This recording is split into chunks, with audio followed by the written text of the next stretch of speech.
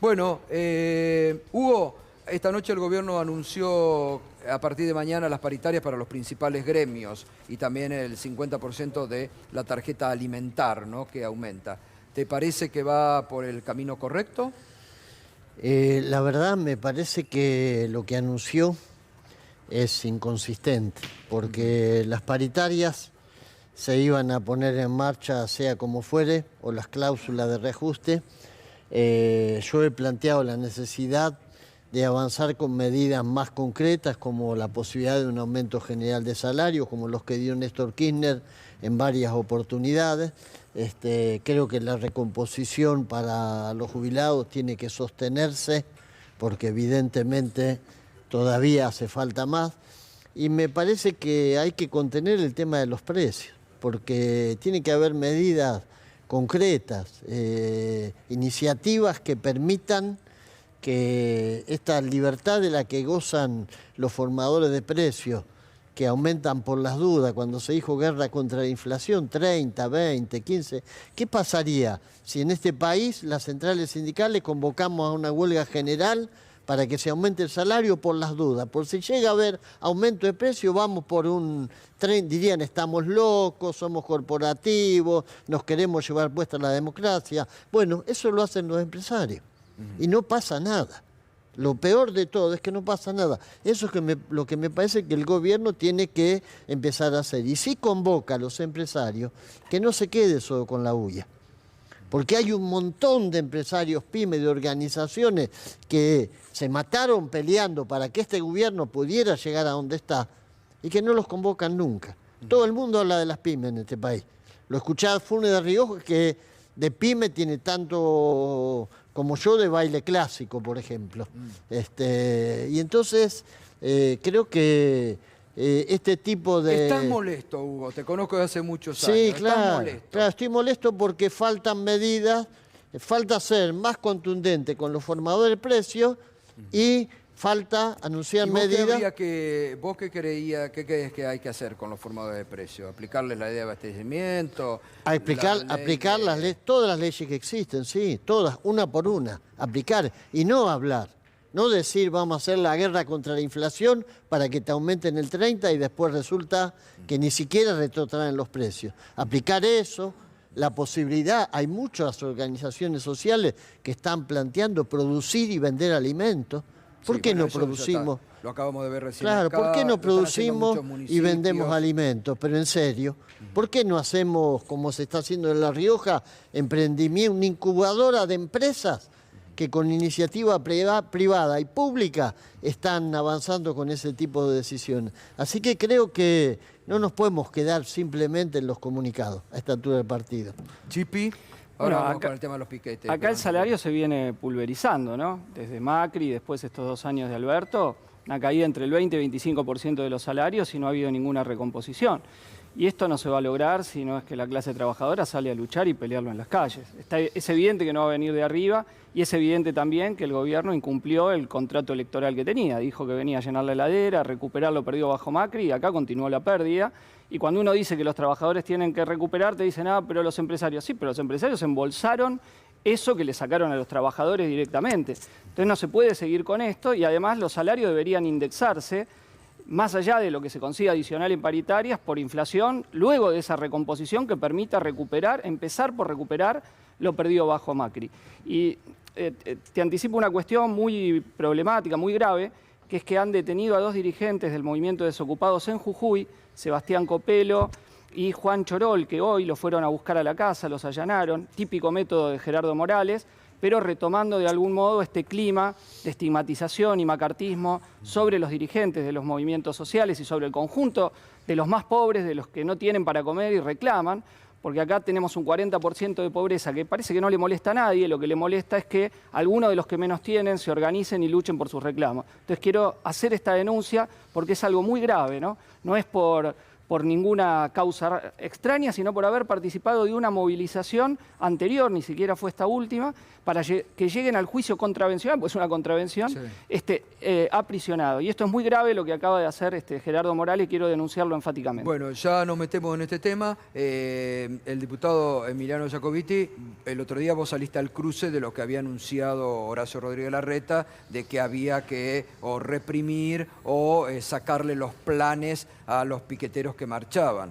Sí, no lo salí a cruzar a Larreta, lo que dije fue mi posición sobre el tema. Yo creo que hay que diferenciar, por un lado los planes sociales, por otro lado los piquetes y la protesta social, que tiene su derecho, que tiene su razón de ser. A nadie le gusta ir a protestar, pero que también tiene que contemplar las necesidades de los que menos tienen de poder acceder al trabajo.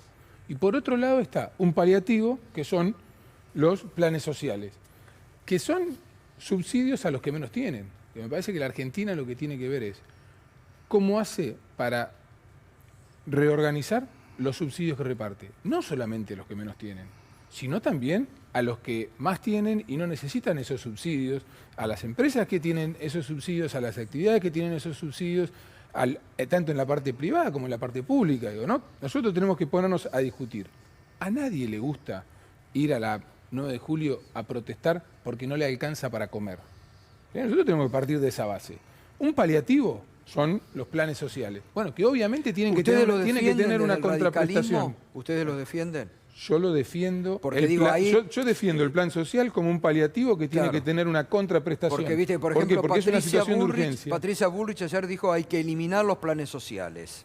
No, yo lo que creo que hay que eliminar es el desempleo y la inflación. Si eliminamos, y sí creo que hay que eliminar los subsidios para quienes no los necesitan. Claro. Después, si alguien en una protesta social comete un delito, sea tirar una piedra en el Congreso, en una reforma laboral, en la oficina de la vicepresidenta, en la oficina del portero o del que sea, o pegar un afiche, como se ve ahora, ¿qué tiene que hacer la justicia? Actuar, investigar y condenar. No podemos generalizar a todos porque algunos hagan eso. Y obviamente las protestas sociales tienen que existir, pero tienen que existir con un orden. No puede ser que el que pague el costo de no poder ir a trabajar es el que menos tiene, que le descuentan el día.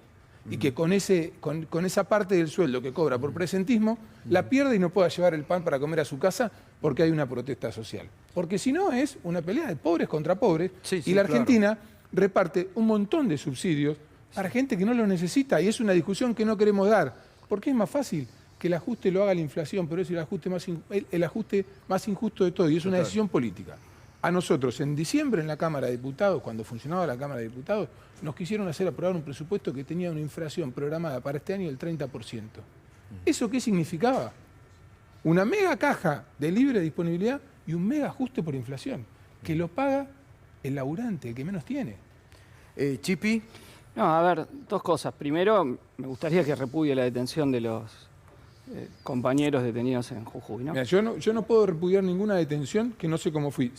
¿Cómo fue? Sí repudio cualquier detención que no sea justa.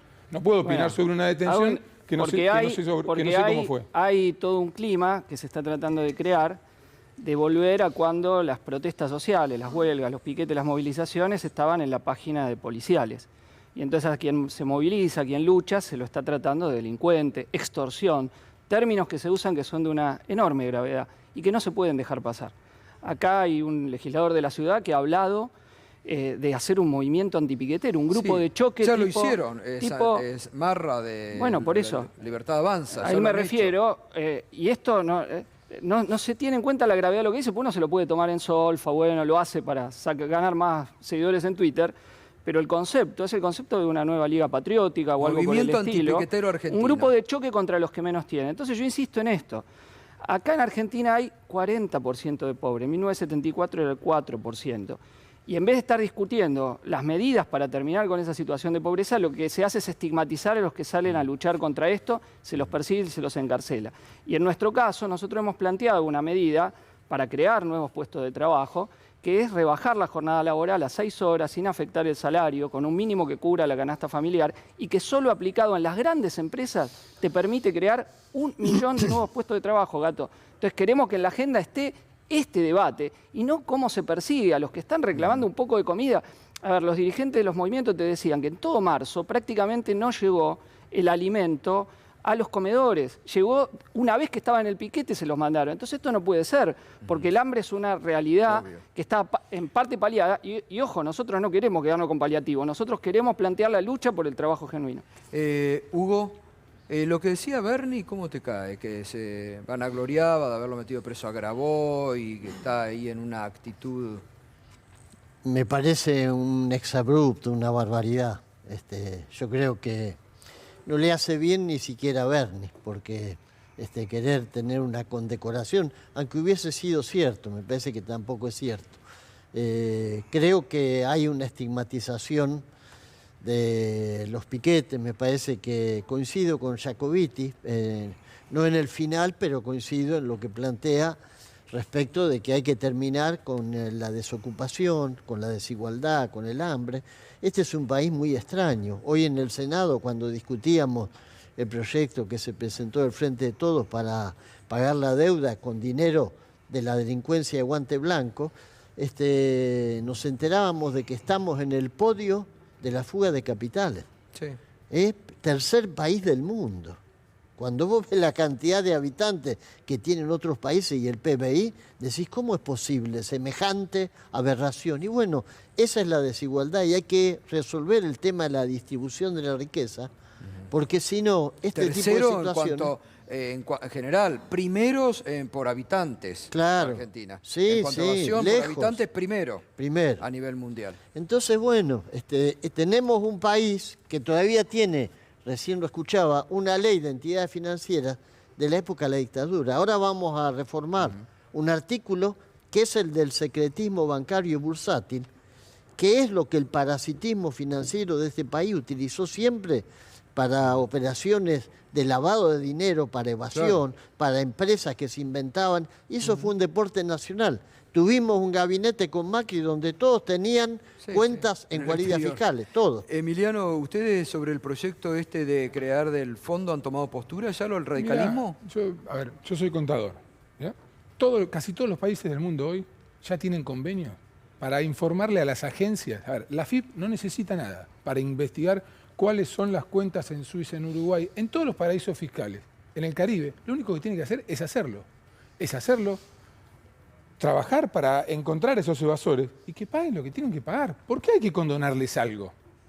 Si alguno quiere acercar información, perfecto. Tengamos un plan para quien acerque información. Pero hoy la AFIP está en condiciones de hacer lo que tiene que hacer.